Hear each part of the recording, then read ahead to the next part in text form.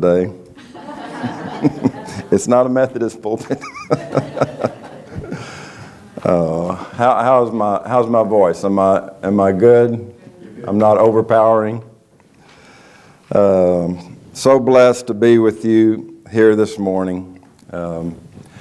I guess I really ought to start with my favorite veteran story. I'm blessed to be a veteran. The Navy required my services for 4 years, and I really kind of did that so that I wouldn't have to go be in the Army in Vietnam. So I went in the Navy, and the Navy gave me some good training and took good care of me down in Corpus Christi. And then they put me through architecture school with the GI Bill. So I'm doubly blessed to have served and then got a good education and living from that service. So thank you, Lord, for those things. But my favorite veteran story, and you're going to have to bear with me if I just blubber through this one because this is a tough one. So my mom, at the age of 19, married a young man named Carroll Smith. They were Austin people, and he wanted to be a flyboy, and this was at the beginning of World War II. And so he tried to go through flight training, but he washed out of being a pilot, but he did qualify to be a bombardier. So at the age of 19, 20, he's a bombardier on planes flying over Italy and dropping bombs. So his flight is shot down over Italy, and one man survived that flight and that crash. And so Carroll Smith was deceased and buried in a place there in Italy, and a local family took care of those graves all these years until those boys were actually transferred, the graves or remains moved to Sam Houston Cemetery. So my mom, at the tender age of 19, was a war widow. She hadn't had any children by Carroll, but she loved his family. He was an only child. She lived with his mom and dad for a while and then moved on and later married Lee Griffin, who was a Methodist minister, and they gave me the middle name of Carroll to honor Carroll Smith and his dad. We called Pop. Carroll Smith. So my middle name is a constant reminder of the service of a man who gave his life. And technically, if he hadn't died, I wouldn't even be alive because he had to, for that to, so bless the Lord and thank you for these people who stand up and give the ultimate sacrifice. And so thank you, Lord, for veterans. Now, what I came to bring you this morning is a message of hope and a message of renewal, a message for every believer. And if you're not a believer, this is a message that I hope will stir your heart and draw you to the love of God, because our God does love us beyond our comprehension. And I know that most of you people know that already. My story has to start off with the testimony of His protection and provision for me in a critical time in my life. In 1985, I was working in an office out here on Valenti Road. Y'all know Valenti Road. And it was on Thursday night. It was a small office, a few guys going there every day. We were an architecture office and not many businesses around there, basically some lake houses here and there. And Thursday night I said, I'm always the last guy to work. Tomorrow I'm going to turn over a new leaf. I'm going to be the first guy to work Friday morning. So Jan was teaching. We had 2 little kids, and I dropped them off at the daycare and drove my car out to the office, let myself in, climbed up the stairs, and as I'm about to open the door of the office, somebody comes behind me and starts slamming on me with a pickaxe handle. Turns out there's a couple of runaways from Arkansas, and they were looking to steal a car and drive to Miami, Florida. They were going to live the life of Miami Vice. I don't know if y'all remember a TV show in the 80s called Miami Vice. That was, I guess, a big deal for teenagers. I don't know. I wasn't watching Miami Vice. I was, I was living the good life, having kids. I want you to understand that I wasn't a bad guy, okay? I was, at that time in my life, I was teaching Sunday school. We were members down at Hyde Park Baptist Church. I was a deacon. I was being a good boy, okay? I was being a good boy, but someone intended something for evil. Now, this testimony this morning isn't all about those events. It's just to set the stage for the way God used that. Because number one, what the enemy intended for evil and for harm, God used for good. He miraculously preserved my life through that day, through that attack. And somehow, and I know how the somehow, what the somehow is, that the hand of God protected me miraculously that day. I lived, I survived it. And I was restored to my family, restored to my wife, and recovered fairly quickly. But you know, no one can go through an experience like that without being shaken to your core of who you are, what you're about, who is God, what's He doing. It wasn't going to turn me from God, but it did force me to question God and say, if you are the God of all and control everything, then what did you intend to happen from this? Or what would you like to happen from this? What need to be the results if I'm going to be a follower of the Lord? And is my life really going to mean something after this? What do I need to change? Or am I supposed to change? What's going on? That's just, you're overwhelmed. What is going on, Lord? What do you have in this to teach me, to show me, you preserved me. I believe that He preserved my life. So what did you preserve me for? So in that seeking,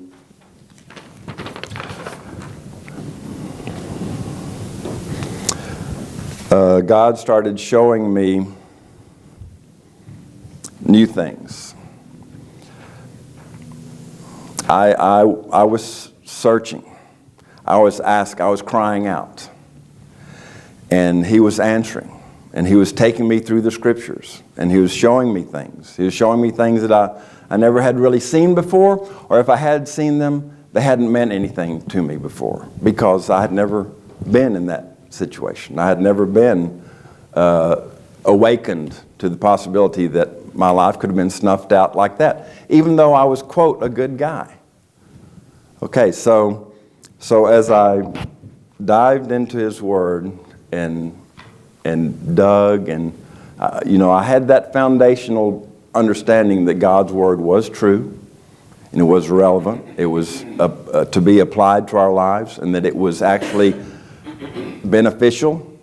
It was good for our teaching, for our reproof, for our equipping, for every good work.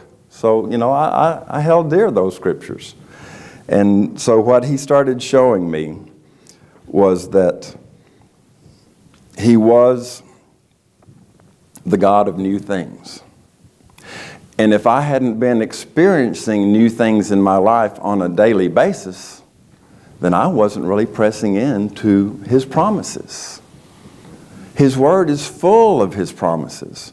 Starting from Genesis 1:1, His Word is full of His promises. All of the beautiful promises aren't just in the New Testament. No, you start back in the Old Testament. All the promises of Messiah are in the Old Testament. And so here's our question, or here's a question that I had to ask myself. Are these promises true? Are they real? Are these promises for me? Then what am I doing with them? Am I just reading them and going on like it doesn't really matter and nothing changes? No, these promises are true, they're real, and they're for me and they're for you, for every one of our lives. Fabulous, fabulous promises. So the promise that kept striking me and kept touching me was the business of God is a God of the new. Now, there's no doubt that He's the God of the old because He's ancient, right? So He's got the old in His hands. But for you and me, we need newness. We need freshness. We need His mercies that are new every morning, amen? We need His forgiveness every morning. Who is out there roaming and trying to tempt us every day? There's new temptations and new attacks every day. Therefore, we absolutely need His mercies every morning that are new every morning. His forgiveness is new every day. All of his promises. So through the scriptures and through the business of me putting my faith in the promises of his word. So there was a spiritual transaction going on. Now, you and I we're good at physical transactions all the time, right? We're really good at making the sacrifice and hoping for a good return. But he wants to transact with us on a spiritual level, and that's what God was moving me into, really, I believe, for the first time. He was forcing me to look at what were the spiritual aspects of my life. What was going on with my relationship with him, with my wife, with my work, with my community? What was going on there? Was I living in the spiritual, or was I just trying to grasp everything by my flesh? And that was the biggest challenge, the biggest revelation, that there was a spiritual renewal that God wanted in me. So the first aspect, I broke these newness in my life into categories so that I could give you personal testimony of the things that God did in my life with this newness. So number one, what kind of relationship did I have with this living God? Did I really have a relationship, or did I just speak words and do actions and go through motions? Relationship with the being I can't see. I can't really hear verbally what he's trying to say to me, but I have his word, and I have his promises, and he says there's something that he wanted to give me. He wanted to give me his spirit. He says that truly, truly, I say to you, unless one is born of water and of the Spirit, he cannot enter into the kingdom of God. That which is born of the flesh is flesh, and that which is born of the Spirit is spirit. I knew I'd been born of the flesh. I had put my trust in Jesus. So his word tells me right here that if I've put my trust in Jesus, I've been born of the Spirit. So So how does that work, God? How do I walk in that? Show me the ways to do this spiritual walk. How do I follow you? And so there were two great commandments I just spoke of one because those were Jesus' words to Nicodemus when he was talking about being born again. But the other commandment that Jesus made reference to that was one that I needed to get a hold of was thou shalt love the Lord thy God with all thy mind, with all thy power, with all thy strength. And the second commandment is like unto this, you need to love your others as you love yourself. So once again, I'm challenged to go back to my roots and say, okay, how am I loving God? How is it defined to love God? Is it just about being obedient? He says, no, it's about really loving. It's a covenant relationship that has to do with sacrifice, self-sacrifice, sacrificing my desires for his desires, receiving him, and standing on these promises, the promises from Ezekiel. I will give them one heart, and I will put a new spirit within you. I will take your stony heart out of your flesh, and I will give you a heart of flesh. I will write my law on that soft heart. So his promise to me was that if I will put my trust in him, and that if I will make a spiritual transaction with him, what he wants to do is give me a newness right here. And he wants to write that law, not like the Ten Commandments writing. He wants to write it in here, so that then my behavior is erupting from inside, not because I'm reading something written on the walls or something written in a book and trying to do them every day. No, he's given me that heart. He's given me that Holy Spirit to abide and live in me. So newness of that relationship with God, my relationship with him was new, and he inspired me to press in, to read more, study, to pray, spend time praying. That's what he said. You say you love me, but you don't even talk to me. What's going on here, Wes? You say you love me, you don't even communicate with me on a daily basis.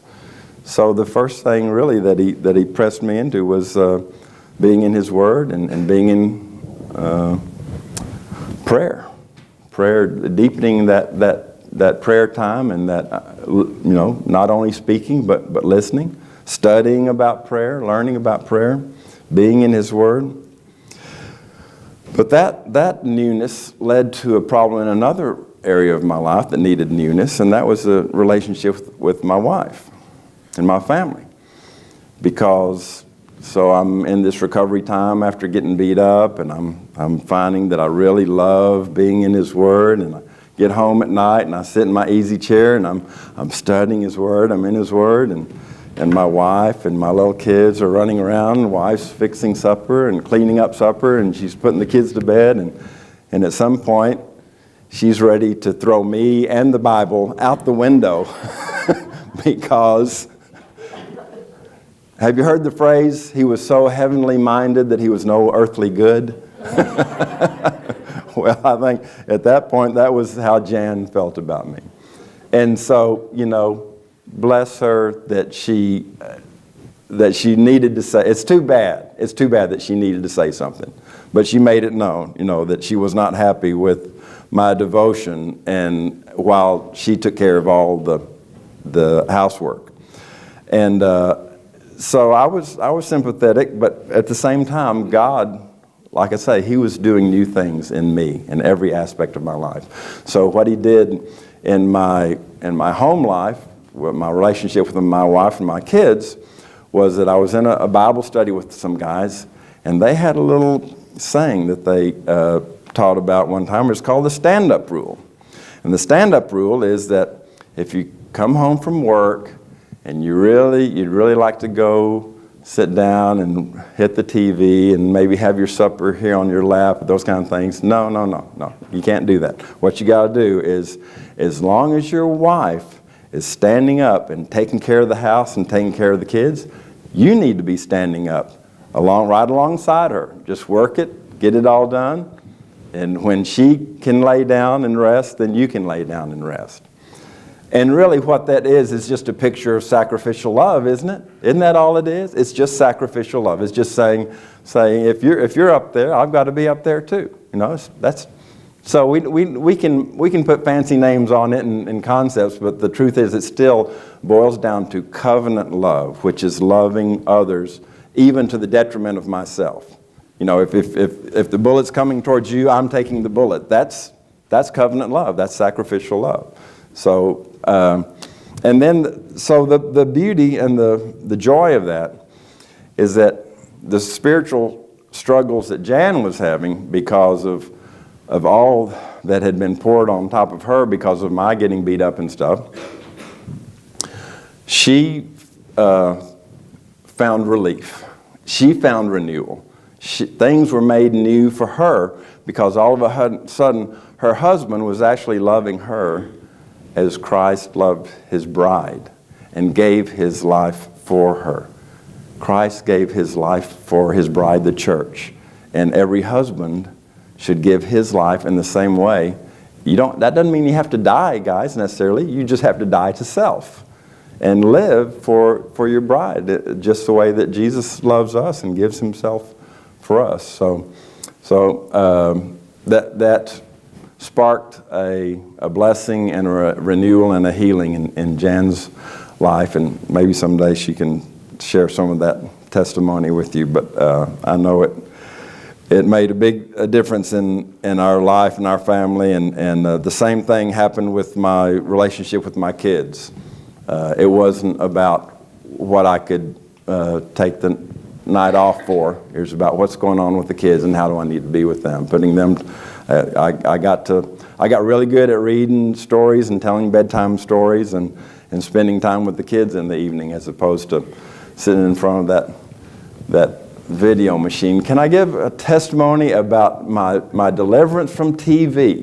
Right in the middle of that, the Lord saved me from my addiction to TV, and that was one of the greatest savings in my life, to get my attention away from sitting in front of that box. And I mean, the Word of God was, I'd like you to spend as much time in my Word and with me as you spending in front of that TV. So all I can say is thank you, Lord, for that deliverance. Okay, so we've talked about God, we've talked about wife and family. How about the newness of what happened with my work relationship? I had a very worldly attitude towards my work.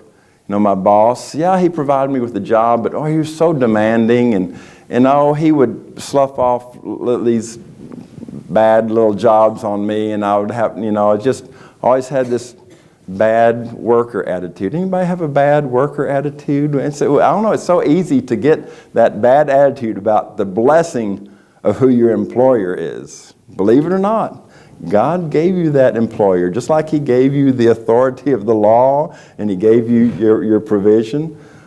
Why can't we turn around and say, wow, you gave me this blessing, this man that hired me.